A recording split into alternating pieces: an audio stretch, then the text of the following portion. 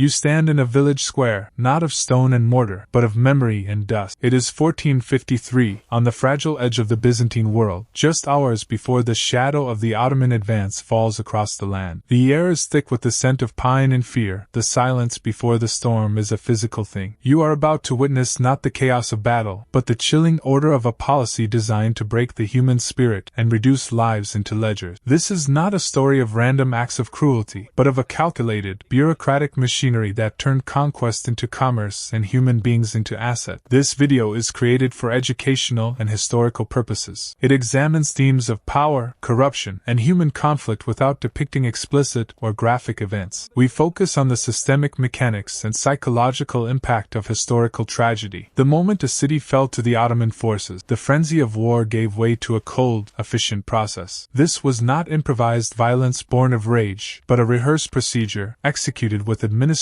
precision across countless captured towns and territories. The system was designed to harvest human capital, a ruthless economic logic applied to the newly conquered population. For the women and children caught in the sweep, the terrifying truth was that their destiny was already written, not by fate, but by policy. Imagine the scene. Within minutes of the gates being breached, the survivors are gathered. You are one of them, pushed into a public square, forced to watch as the conquerors begin a methodical selection process. It is a staging of power, a grim theatrical production meant to instill terror. The criteria for judgment are simple, stripped of all humanity, age, physical condition, and potential market value. The first sort was the most agonized. Young women, generally between the ages of 14 and 25, were separated immediately. They were the most prized commodity, destined for the high-end markets of the empire. The second group consisted of women aged 25 to 40, deemed past their peak market value but useful as laborers. Finally, the elderly and the infirm were dealt with, often judged not worth the cost of transport and sustenance. Official Ottoman records confirm this cold taxonomy. They list the captured not as people, but as inventory. We find ledgers detailing women, 15, ages 16 to 20, alongside entries for silk and spice. Names do not appear, only ages, descriptions, and an estimated price. This reduction of life to an entry in a commercial ledger was the defining feature of the Ottoman system, a testament to how easily systemic power can translate human suffering into bureaucratic order. The purpose of this public sorting went beyond mere inventory management. It was a psychological weapon wielded against the survivors. Families were deliberately forced to witness the separation. Mothers watched as their daughters were categorized and led away, understanding in that instant of separation that they would never meet again. This calculated humiliation was meant to shatter resistance, creating a vacuum of hope in the surviving population. Ottoman strategists understood that the systematic dismantling of family units maximized anguish, ensuring that the terror would ripple out far beyond the immediate battlefield. Within 48 hours of a city's fall, thousands could be processed, cataloged, and loaded onto transports. These actions were integrated into the empire's economic framework, treated not as spontaneous crime but as planned revenue generation. The infrastructure built for this purpose was vast. Across the empire, specialized markets arose where demand set the price, and traders kept careful inventory. Large shipments of captured people were logged alongside bales of cloth and sacks of pepper on maritime manifests. The price of a young woman from Greece or Serbia fluctuated based on origin, condition, and the ever-shifting currents of the imperial economy. The Ottoman state did not invent enslavement, but they industrialized it. They standardized the process of capture, transport, and sale until it achieved the smooth, efficient operation of a modern business enterprise. Contracts, transport receipts, and market inventories, all preserved in the state archives, meticulously document this massive tragedy in chilling economic detail. The paper trail confirms the policy. This system created perverse incentives that fueled its own growth. Military success was measured not only in conquered territory but in the number and perceived quality of the captives brought in. Officers received promotions and rewards based on the appraised value of the human inventory they delivered. Conquest gained a distinct financial logic, rewarding the capture of civilians over traditional battlefield glory. For those selected for sale, a journey of psychological erasure began long before they reached the markets of Constantinople or Bursa. They were loaded onto ships modified specifically for human cargo, floating prisons with crude ventilation shafts and waste systems, built only to keep them alive just long enough to maintain their economic utility. Aboard these transports, the physical stripping away of the past commenced. Captives were often assigned numbers and uniform garments. Anything that tied them to their previous identity, their clothing, their personal relic, often even their names, was confiscated. complicated. The trauma of transport itself was a tool, meant to break any lingering will to resist before they ever arrived at their destination. Records indicate a high mortality rate during these sea voyages. Administrators treated these deaths with cold detachment, logging them in the margins as losses, exactly the same term used for damaged bales of silk or spoiled grain. Human life had been reduced to an economic calculation, its worth measured strictly against the cost of transport and sale. 10 years later, the empire would institutionalize these practices under a formal legal code. The legal machinery adapted with horrifying speed to the new status quo. The social tragedy of wartime widowhood was transformed into a property claim. The wives of fallen Christian soldiers were declared assets, ready to be transferred to the ownership of a conquering warrior. The procedure for claiming a woman was formalized: a petition, 3 witnesses, and a tight 72-hour window after the husband's death for filing the claim. Waiting longer risked a rival warrior contesting the ownership. Women were literally discussed and disputed in courtrooms, their fates settled like any commercial disagreement over livestock or land. Changing the legal status of the captured was only the first step. The empire sought the total erasure of prior identity. Names were replaced with Turkish ones. The Christian Anna became Ice. The Serbian Maria became Fatma. These transformations were recorded in meticulous lists, 1 column for the old name, 1 for the new, followed by an estimate of value and reproductive potential. Forced conversion followed soon after, a matter of policy, not faith. Ceremonies were designed to psychologically sever the captives from their past world. They were compelled to publicly deny their previous faith, sometimes forced to desecrate holy relics or burn sacred texts. Refusal often resulted in escalating punishments designed to intimidate others and reduce the captives' market value. The state ran extensive conversion and processing centers in major urban hubs. Archaeological evidence from sites in cities like Bursa and Edirne reveals the industrial scale of these operations. Rooms with specialized drainage systems and heavy iron restraints set into the walls. These facilities were designed to remake bodies and minds through a combination of religious indoctrination and systematic persecution. The machinery of the empire was focused on creating a biological and psychological anchor to the system. Children born of these unions were immediately absorbed, raised without knowledge of their mother's true name or culture, ensuring that the act of conquest extended across generations. This process was the ultimate act of erasure, ensuring the mother's past died with her, preventing the birth of memory or rebellion. The state viewed these women not as mere spoils, but as renewable, measurable, and taxable assets. Population registers counted not by families or households, but by ownership, with every enslaved woman contributing to the financial weight of her master's estate. The bureaucracy recorded everything with the same care given to tax ledgers or construction plans. This system of organized fear became the empire's most powerful weapon. Word of the systematic exploitation of women and children traveled faster than any siege engine, often leading settlements to surrender voluntarily rather than face the known horrors. The empire learned that a population governed by terror was far easier to manage than one treated with mercy. The most chilling documents concern the parallel systems running alongside the infamous Divserm, the collection of Christian boys. Under the guise of voluntary tribute, girls were also collected from Christian families. While boys were groomed for the military or administration, the girls were fed directly into the state's reproductive machinery. Ledgers from the period revealed the cold mathematics of control. Officials debated the optimal age for capture, the most effective psychological pressure points for breaking resistance, and the ideal balance of punishment and reward to sustain obedience without diminishing output. Through this lens, the empire's cruelty was not madness, it was a matter of refined mathematics. The economic incentives hardened the system into doctrine. Officers and traders were rewarded with promotions, stipends, and tax exemptions for delivering high-value captives. Every layer of government, from field commanders to market clerks, benefited financially from the suffering of others. This network of profit spread beyond the battlefield, funding organized raiding parties that struck isolated villages when resistance was weakest. Communities across the Balkans and Eastern Europe adapted to this permanent state of dread. Parents sometimes disfigured their own daughters to make them less appealing to abductors. Families constructed elaborate networks of tunnels and secret forest shelters. Fear became the dominant cultural force, shaping marriage customs, folk songs, and the architecture of survival. When historians examine the surviving documents, they encounter not chaos, but immaculate order. The itemized lists, the birth records, the profit margins, all preserved in neat, elegant script across centuries. The bureaucrats saw these acts not as atrocities, but as necessary administration, the functional requirements for maintaining imperial stability and generating wealth. The trauma reached much beyond those captured. Men who lost their wives and daughters often fled to form outlaw bands, groups born not of political ideology, but of pure, unquenchable grief. The empire sought to suppress these groups by turning trauma into shame, ensuring that escaped women were branded as tainted and unfit for society, guaranteeing their silence. Yet the evidence endures, preserved in the very system that sought to erase it. In one surviving Ottoman ledger from the 16th century, amidst columns of numbers and detailed inventories, a single, short annotation is found in the margin beside a shipment list. 4 chilling words, written by a clerk whose hand felt no guilt. She refused to speak. This is the ultimate paradox of history. The bureaucracy, designed to reduce millions of lives to abstract data, inadvertently preserved the evidence of individual defiance. That solitary refusal, recorded for inventory purposes, becomes a monument to the strength that could not be catalogued or erased. When we look at the golden splendor and polished marble of the Ottoman Empire, we must remember the cost. We must remember the young Christian woman of 1453, whose world ended in one afternoon, whose memory was translated into market prices. Her existence, reduced to a single ledger entry, demands that we understand this truth. The most terrifying evil is the one that looks like routine. If this story made you reflect on how easily power turns to cruelty, stay with us. Subscribe for the next chapter from the darker corners of human history, where we continue to seek the truth hidden beneath the records of empires.